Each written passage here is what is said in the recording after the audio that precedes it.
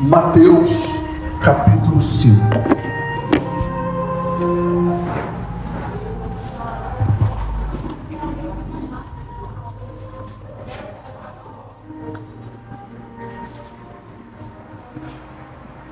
Depois, para facilitar a sua vida, encontre Romanos 12 e após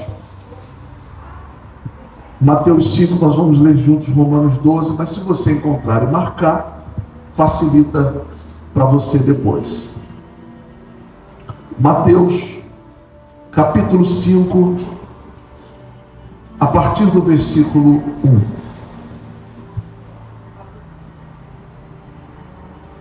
E depois vamos para Romanos 12.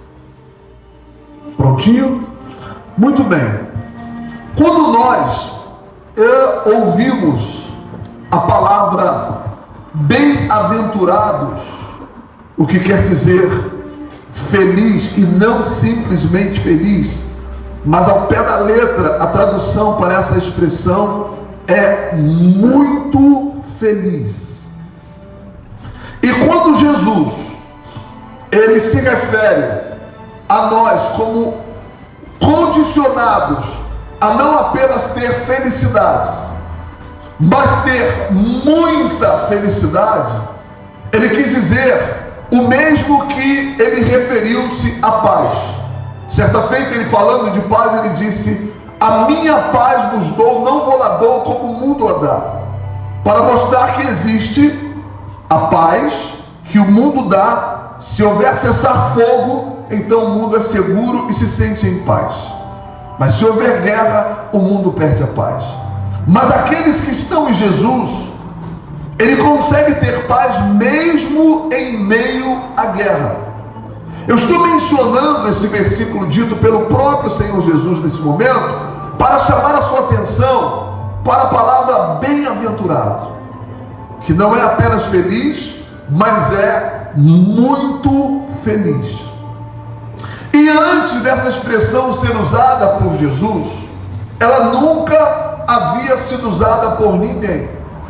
A palavra felicidade sim, mas a palavra muito feliz não, porque ele apresentou a si, através desse monte, como a única pessoa capaz de proporcionar esta felicidade que não se resume ao entendimento humano, mas vai muito além. É uma felicidade que tem como fonte Ele, o próprio Senhor Jesus. Então, neste monte das bem-aventuranças, nesse capítulo 5, ele detalhadamente, versículo por versículo, através de 9 expressões, que as bem-aventuranças são 9 citações, ele nos mostra quais são as práticas que precisamos viver aqui debaixo do céu para que possamos alcançar esta qualificação espiritual. E o detalhe: nenhuma dessas práticas dependem do nosso relacionamento com Ele, mas todas essas práticas dependem do nosso relacionamento com o nosso semelhante. Isso para dizer que se nós tivermos dificuldade de relacionamento com o próximo, é impossível conseguirmos estreitar um relacionamento pleno com Deus. Vamos compreender a razão pela qual Deus perfeito, nós seres humanos dotados de erros. Então, se eu não consigo lidar comigo através do outro, qual a possibilidade de eu poder estreitar ou desenvolver um relacionamento pleno com alguém que é perfeito? Então, quando eu me coloco no lugar do outro, quando eu tenho capacidade de compreender o outro, e quando eu compreendo que eu vejo no outro a mim no espelho, porque somos humanos e dotados das mesmas limitações, é neste momento que eu compreendo o amor de Deus e, consequentemente, o amor que eu recebi, não pela minha não pelas minhas qualidades, mas pela sua graça. Ele me deu, ele me prestou um favor que eu não merecia, que eu não mereço e que jamais merecerei, se eu me colocar no ponto de vista da cruz do Calvário, porque aquilo que ele fez por nós não foi porque nós merecíamos, mas porque ele compreendeu que aquela era uma missão diante do próprio Deus, que independente da posição do ser humano, da humanidade de um modo geral, ele estava proposto a cumprir esta missão, que isso lhe custasse a própria vida. Então vamos voltar para o nosso nível, tratando do semelhante, e vamos compreender esse texto. Versículo 1, ele diz assim: vendo Jesus, ou Jesus vendo a multidão, subiu ao monte, e assentando-se, aproximaram-se dele os seus discípulos, e abrindo a boca, os ensinava, dizendo. Então vamos compreender o 1 e o 2. Jesus, vendo a multidão, então ele se propõe, juntamente com os seus discípulos, subir, ou seja, sair do nível que estava a multidão a qual ele fazia parte, e ele subiu do monte. Os seus discípulos lhe seguiram, os correlacionados, aqueles que tinham nele uma igual visão, o propósito de viver e de testemunhar a favor do outro. Esses subiram com ele, e quando eles sobem, Jesus se assenta. E quando Jesus se assenta, ele se assenta com o objetivo de edificá-los. O que representa a edificação? É ensinamento. Porque eu não posso ser repreendido por aquilo que eu desconheço. Mesmo que eu erre, diante do desconhecido, eu não posso ser punido por isso. Porque eu errei por inocência. Eu não conhecia o erro. Então, para que eu seja exortado, para que eu seja consertado, é necessário que primeiro eu seja ensinado. Essa é a ordem natural. Não faz sentido um professor colocar o aluno em classe, aplicar uma prova numa matéria que o aluno nunca viu. Isso é absurdo. E Jesus é esse professor. Primeiro ele ensina. Então ele sentou-se ali com o objetivo de ensinar. E quando então ele abre a boca, então ele começa por aqui. Ele diz assim, versículo 3: bem-aventurados os pobres de espírito, porque deles é o reino dos céus. Então vamos diferir isto aqui. Um é o reino de Deus, ele está dentro de nós. Outro é o reino dos céus, é para onde vamos através da nossa salvação. E qual é a condição principal para se tornar herdeiros deste reino? A primeira delas, reconhecermos a nossa pobreza espiritual. É o primeiro passo. Reconhecer a nossa pobreza espiritual. Vamos traduzir isso. Nós temos uma origem muito limitada, porque nós somos nascidos, gerados do pó, e já saímos do pó predatados, porque do pó viemos e o que? Para o pó voltaremos. Então já estamos predatados. Sabemos que esta matéria, ela já nasce comprometida com a morte. Só que essa matéria não somos nós. Essa matéria é mais uma muda de roupa do seu armário, dentre todas as demais. Um dia você não terá necessidade de usar essa matéria. Como chega um momento que aquela camisa, aquela calça, aquele sapato deixa de ter condição de ser usado. E o que você faz? Você se desfaz. Então sabemos que estamos nessa condição. Então, para tal, já tiramos o foco da carne, tiramos o foco da matéria, e agora precisamos focar em algo que tem uma duração eterna. Então, quem são os pobres? São aqueles que não reconhecem em si a capacidade de herdar absolutamente nada. O pobre não tem herança. Então, quando eu me coloco como pobre de espírito, então é Deus me fazendo viver uma via de mão dupla. Eu vou com a minha pobreza e Ele vem com um reino inteiro para eu herdar. Mas o primeiro passo é eu reconhecer a minha condição no Espírito. Porque como espiritual, eu sou totalmente dependente dele. Como espiritual, eu sou totalmente dependente dele. Eu não tenho nenhum recurso espiritual. Eu não tenho nenhuma capacidade espiritual. Eu não tenho nada absolutamente espiritualmente, propriamente dito, que me dê ou que me proporcione qualquer segurança.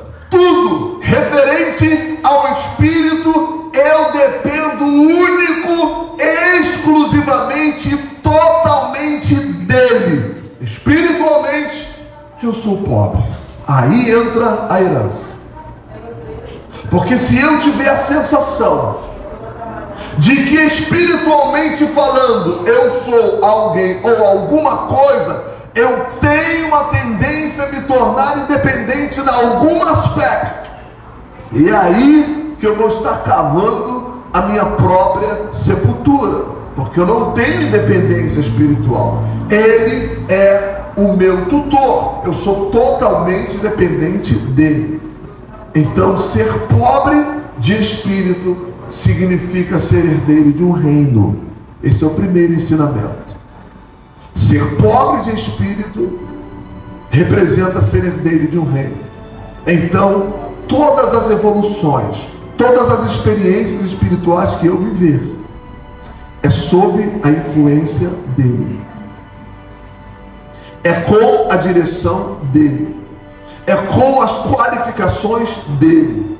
Então, se eu reconheço que vem dele, isso abre um precedente para que eu herde um reino estabelecido, que eu não tive necessidade de mover uma palha sequer para compor esse reino. Eu simplesmente herdei porque ele se propôs a ser meu pai. E embora a minha origem ela seja de uma limitação muito grande, mas ele agora pega o seu sangue, porque o que causa a ligação entre duas pessoas é o DNA. Então ele toma o seu sangue, derrama até a última gota, e todo o tempo ele me orienta que eu consuma o mesmo, para que eu faça com ele uma nova aliança. Isso me dá segurança de ser dele para sempre. E se alguém fizer qualquer exame, vai constatar que o meu DNA corresponde ao dele. Essa é a nossa segurança. Daí então, como herdeiro de um reino, é o primeiro favor. E ser herdeiro já é bom, não é verdade? Porque quando se é herdeiro, se conquista algo que nunca trabalhou para construir. Isso não é bom? É bom. Agora imagine herdeiro de um reino. É o que ele propõe. E aqui, no 4º versículo, ele diz assim: bem-aventurados, muito felizes, os que choram, porque eles serão o quê? Consolados.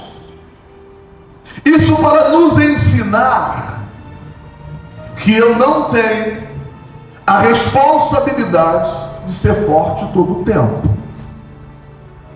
Eu não sou um super-herói. Eu sou um ser humano dotado de limitações originalmente. Então, se eu chorar, eu serei consolado. E a pessoa que tem o objetivo de consolar é o Espírito Santo.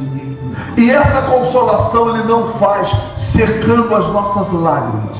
Ele faz colocando dentro do nosso coração uma certeza plena de que a razão que nos vier ou que vier nos fazer chorar, ela vai ser revertida em uma razão plena para nos fazer não apenas felizes, mas o que? Muito felizes para a eternidade. E daí, no versículo 5 ele diz agora a respeito da terceira bem-aventurança: bem-aventurados os mansos. Bem-aventurados os mansos, porque eles herdarão a terra.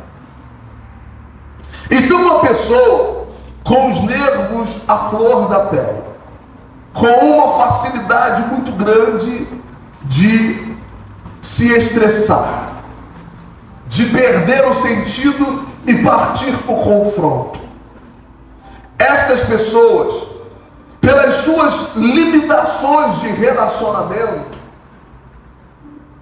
as suas extensões, as suas expansões são limitadas.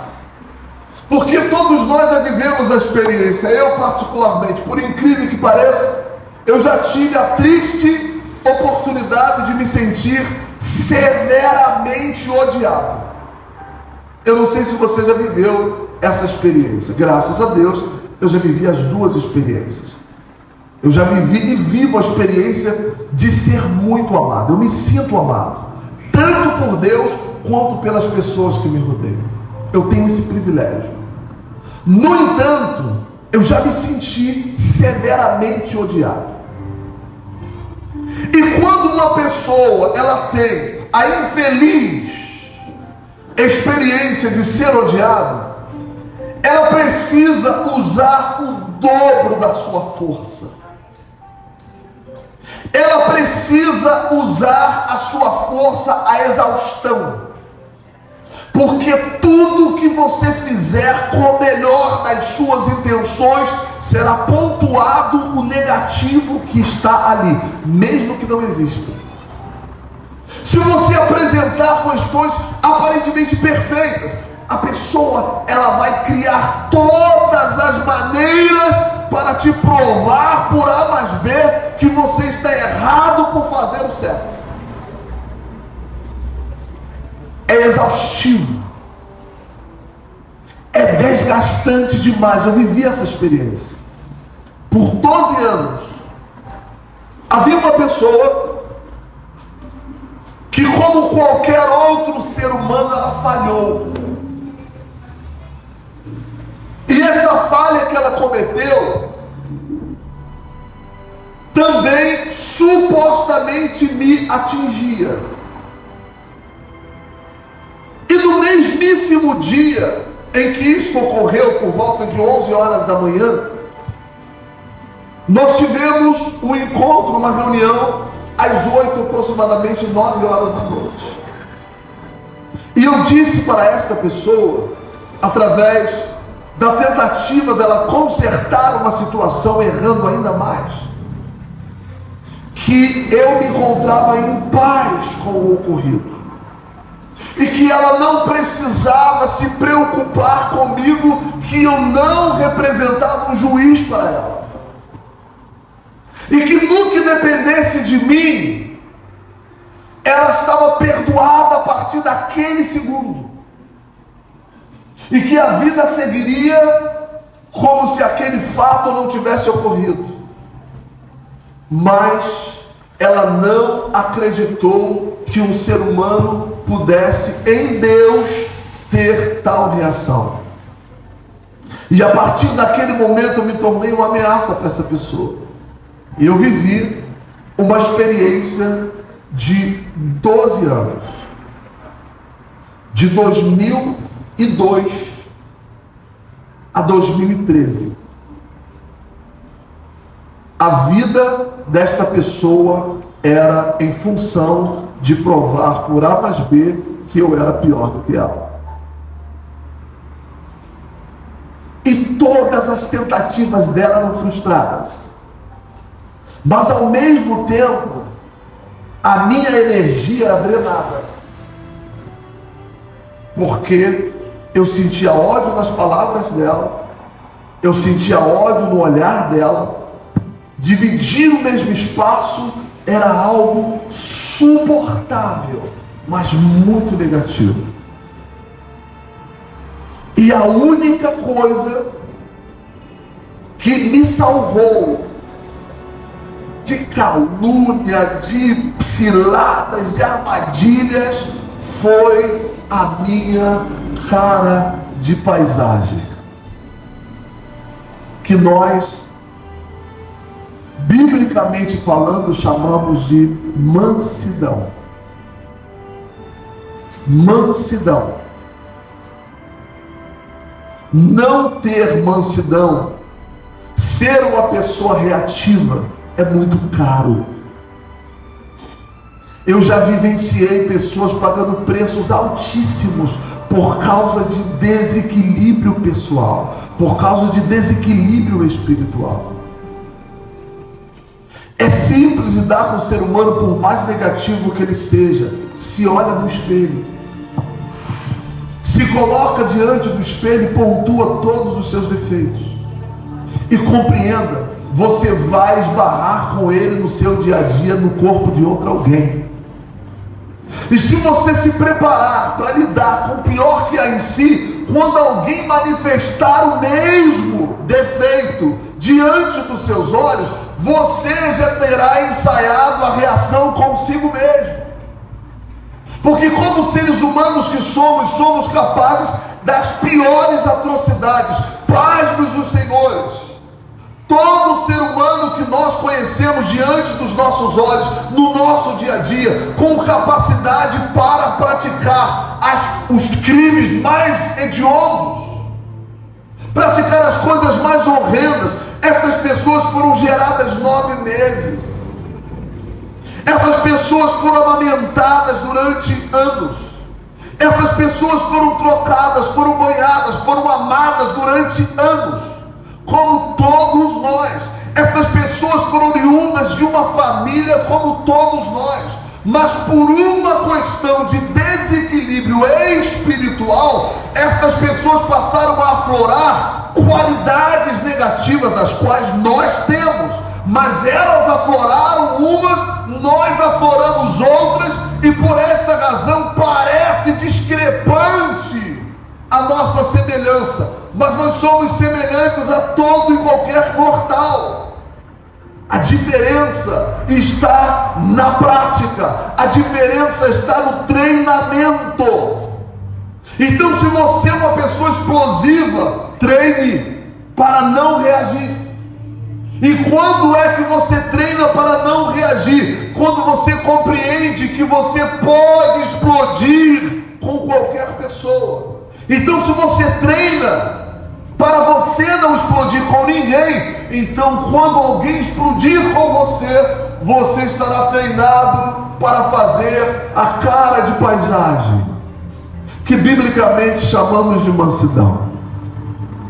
Isso não é uma qualidade que vem no kit. Isso é prática, é exercício. E você precisa exercitar, porque quando você reage de uma maneira natural, diante de uma situação que vem para te destruir, a sua moral espiritual aumenta, e Satanás passa a respeitar você. Como é ele que sugere os seus opositores, então ele dirá para os seus opositores: olha, não adianta. desiste. Porque por essa via você não vai conseguir atingi-lo. Então ele compreende que não pode contra você. A partir desse momento, ou ele se torna um aliado, ou ele vai se tornar um divulgador das qualidades espirituais que você tem da parte de Deus.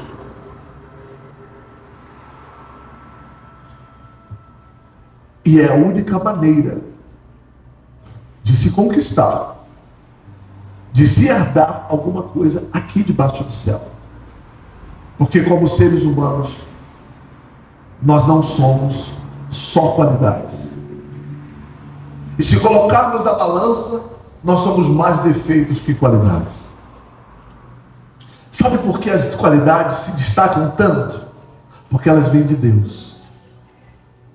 E quando Deus essencialmente coloca em nós qualquer qualidade dele, ela acende e dissipa os nossos defeitos. Então, se você quer conquistar na terra, se você quer herdar na terra, você tem que ser manso, temperamental. Você não vai chegar a lugar algum. Você vai ter que usar o dobro da sua força. E a sua força é proporcional à sua necessidade de conquista. Quanto menos força você usar, mais você deposita confiança em Deus. E quanto mais você confiar em Deus, mais Ele vai trabalhar por você, mais Ele vai batalhar suas batalhas, mais Ele vai guerrear suas guerras. E se Ele for na frente, é impossível você perder. Então, os mansos não são apenas felizes, eles são muito felizes. E ser manso não é nascer manso, é praticar mansidão como um exercício diário. Porque até o fim você terá motivos para sair de si, para sair do sério. Mas se você praticar a mansidão, para além de ser muito feliz, você vai herdar a terra. Amém? No 6, ele diz assim: bem-aventurados os que têm fome e sede de justiça. Vamos compreender esse primeiro parágrafo. Bem-aventurado os que têm fome e sede de justiça. Vamos compreender a justiça. O que representa a justiça? A justiça é composta por um grupo de pessoas que, quando é apresentado a elas uma causa, essas pessoas analisam os documentos escritos a princípio. Então, uma causa, ela não pode ser apresentada verbalizada. Uma causa precisa ser apresentada com provas. Se eu for à polícia e dizer que alguém invadiu a minha casa, será apenas a minha palavra tendo dito isso.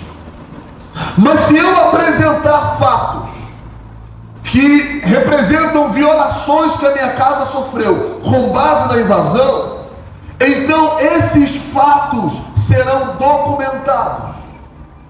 E a partir desses documentos, o juiz, ele irá ouvir a parte acusada, o réu.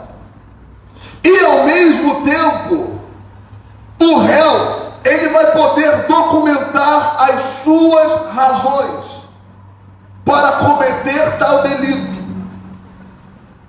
E só após então, na ausência do acusador e do acusado, o juiz vai fazer, baseado nos fatos, uma análise e tomar a sua decisão. Mas o réu, ele não será julgado antes de ser ouvido. Por mais que ele esteja diante de provas, ele será ouvido primeiro. Então, onde entra a fome e a sede de justiça? A Bíblia diz que o meu justo viverá pelo quê? Pela fé. E Paulo define fé como a certeza de coisas que se esperam. Eu espero porque sei que existe, ou porque eu já vivi a experiência, ou porque eu ouvi falar. Então eu só espero o que existe. Então, se eu espero, eu tenho certeza que existe. Agora, a convicção, o firme fundamento de fatos que o quê? Não se vê. Então observe que ao passo que a minha fé é capaz de me trazer algo que eu desejo, porque eu sei que existe, ela tem a capacidade de criar algo que eu nunca ouvi falar a respeito, apenas para me favorecer. A minha fé tem essa capacidade. Por que razão? Porque o universo ele foi criado com a palavra. E qual foi a matéria-prima para que Deus usasse para dizer haja luz? A luz simplesmente apareceu. Não existe uma composição química para criar a luz. A luz é fruto de uma palavra. O alimento que chega à nossa mesa é fruto de uma palavra. O firmamento é fruto de uma palavra. Não existiam estas coisas. Os animais que hoje temos experiências em conhecê-los surgiram de uma palavra. Haja. E aconteceu. Então observe quando é que nós nos tornamos injustos. Quando nos colocamos diante de Deus e queremos que Ele nos informe qual vai ser, ou quais serão os elementos que Ele irá usar para compor o nosso milagre. Nós queremos que Ele nos explique que matéria-prima Ele vai usar para elaborar o nosso resultado. Ele não teve a capacidade, a necessidade, melhor dizendo, de fazer isso para criar o universo. Você acha que realmente Ele teria necessidade para lhe favorecer, dentro da sua necessidade, de te explicar ou de criar substâncias que possam lhe convencer? E outro detalhe, que precisa ser conscientizado por nós para que não sejamos injustos. Ele nunca falhou. Ele nunca errou.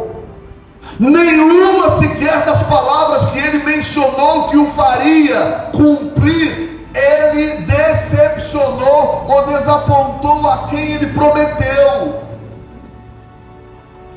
Então analise se é justo eu questionar alguém inquestionável.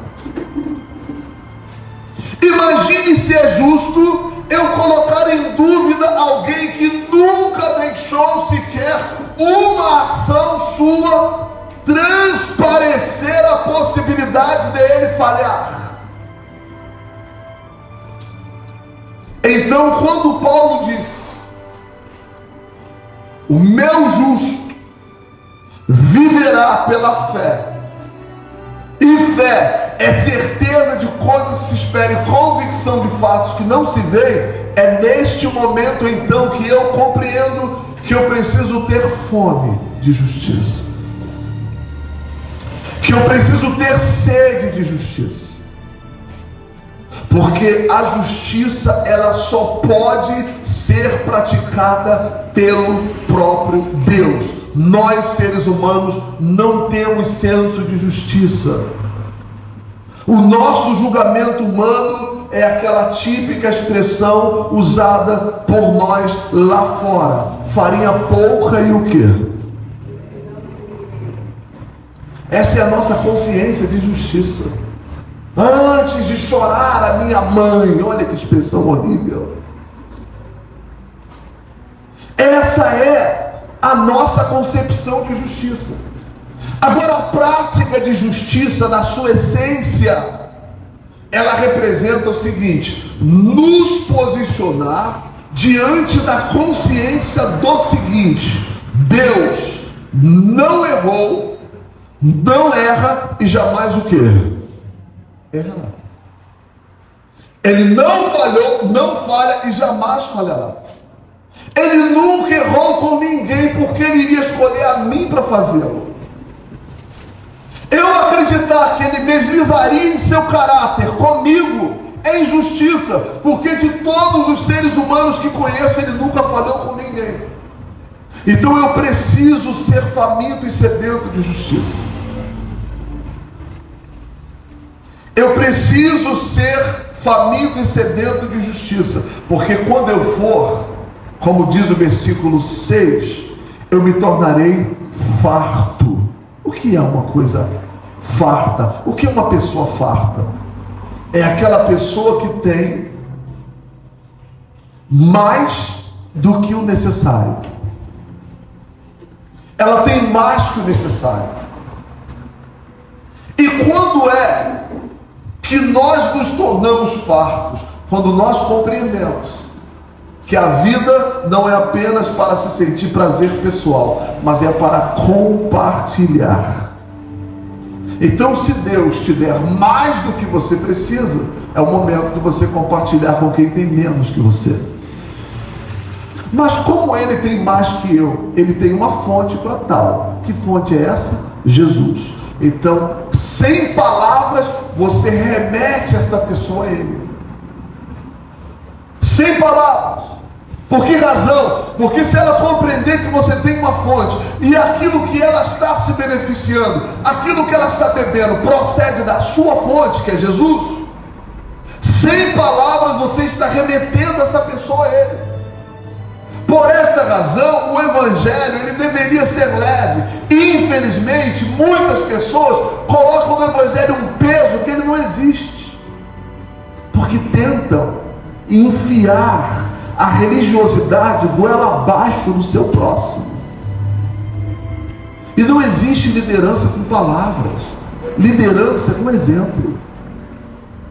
Então, se você crê que Deus ele é, creia. O que ele fizer na sua vida vai refletir no outro, e o outro vai entender que Deus fez, e ele vai tomar a decisão de se aproximar de Deus também, independente das nossas palavras. É simples assim. E daí então, nesta sétima bem-aventurança, ele diz assim: bem-aventurados os misericordiosos. Porque os misericordiosos são muito felizes, porque eles alcançarão misericórdia. Então o que é ser misericordioso? Quando o outro errar, porque vai errar como nós erramos, e vamos errar, e vamos seguir errando enquanto vivermos, é você compreender que não é ninguém inferior a você, é você no espelho. É simples assim.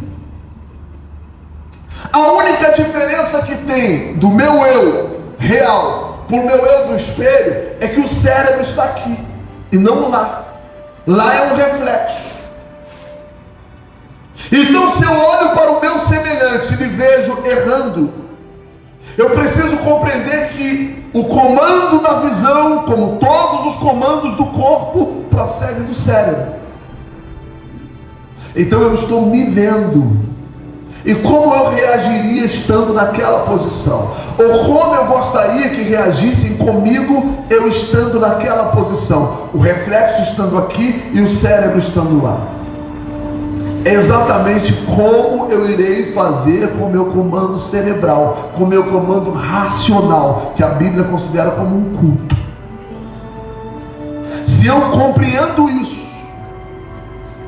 então meu relacionamento com o próximo vai ser simples, vai ser leve, vai ser puro. Eu não vou estar criando nenhuma expectativa fora do normal por conhecê-lo como ser humano que é, bem como eu não vou ficar esperando o pior dele para que eu diga: eu não te falei, eu não te avisei, ainda bem que eu te disse, você não me ouviu.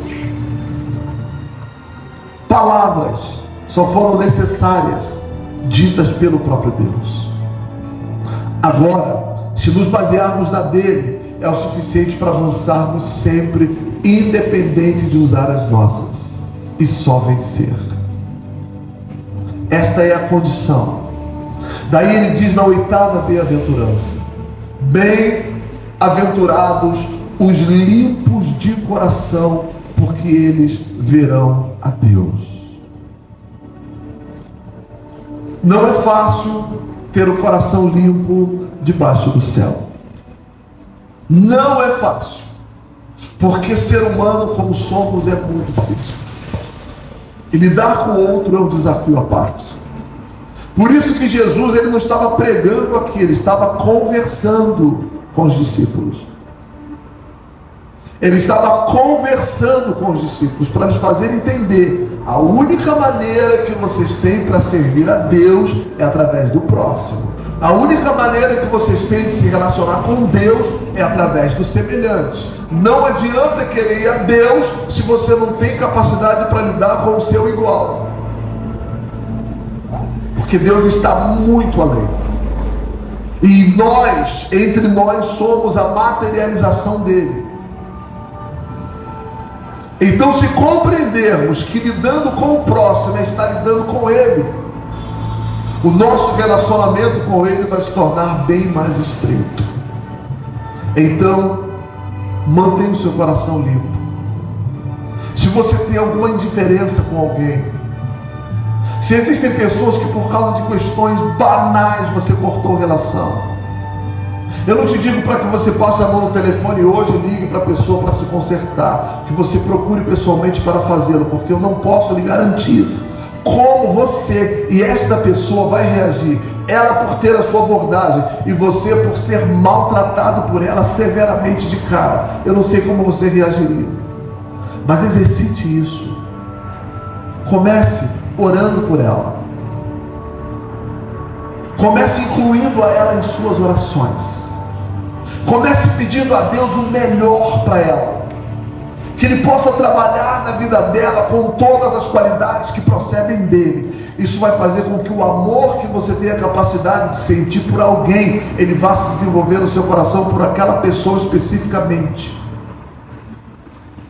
E quando você olhar para aquela pessoa pessoalmente, ou quando você ouvir aquela pessoa eventualmente, naturalmente você vai sentir que o seu coração está limpo. Ali o relacionamento recomeçou, sem forçação de barras e sem ofensas e sem lembrar o passado. Existem pessoas que tentam consertar o presente jogando o passado na cara do outro. Não é possível o conserto dessa forma. É o mesmo que você tentar sujar a mão de lama para lavar roupa. Como faz? Não é possível. Então, limpar o coração é o primeiro passo. E cada um tem o seu coração. E ninguém melhor que você para saber o que há dentro do seu coração. E aí, na nona bem-aventurança, ele diz: bem-aventurados os pacificadores, porque eles serão chamados filhos de Deus. O que é um pacificador? É natural que duas pessoas contendendo entre si, uma delas se aproxime de você para expressar a insatisfação com a outra. Naquele momento que a outra está com os nervos à flor da pele, só ouça, não esboce a sua opinião, porque se você, mesmo que esta que lhe procurou tenha razão, se você expressar que ela tem razão, você vai estar dobrando sobre ela a ira que ela está sentindo, e você não vai estar ajudando, você vai estar piorando a coisa. Então, a princípio, só ouça a pessoa. Depois que ela se expressar, ouça. E depois que você ouvir, ouça novamente. E quando ela perguntar, porque quando ela está falando, ela não quer ouvir, ela quer apenas saber que você concorda com tudo que ela diz.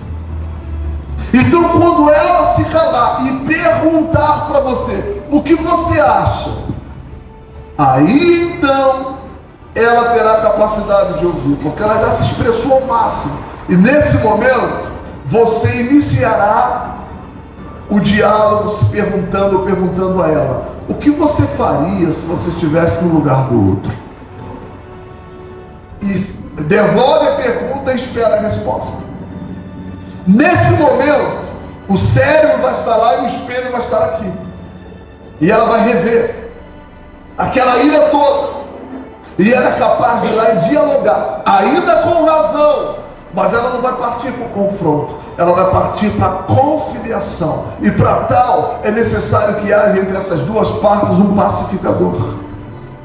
E que esse pacificador seja você. Porque todas as vezes que você se propor a ser um pacificador, você vai ser chamado filho de Deus. Você vai ser chamado filho de Deus. Porque os que não são filhos de Deus, eles são fermentadores. Eles colocam lenha na fogueira. Colocam o mertiolate dos anos 80 na ferida. Porque o de hoje não arde mais, né? Mas os pacificadores são diferentes. E a única possibilidade de ver a Deus é sendo pacificador. E aí, para finalizar, ele diz: bem-aventurados os que sofrem perseguição por causa da justiça, por causa da sua fé, porque deles é o reino dos céus. E bem-aventurados sois quando vos injuriardes e perseguires e mentindo disserem todo o mal contra vós por minha causa. Exultai e alegrai-vos, porque é grande o vosso galardão no céu, porque assim perseguiram os profetas que foram antes de vós. Amém?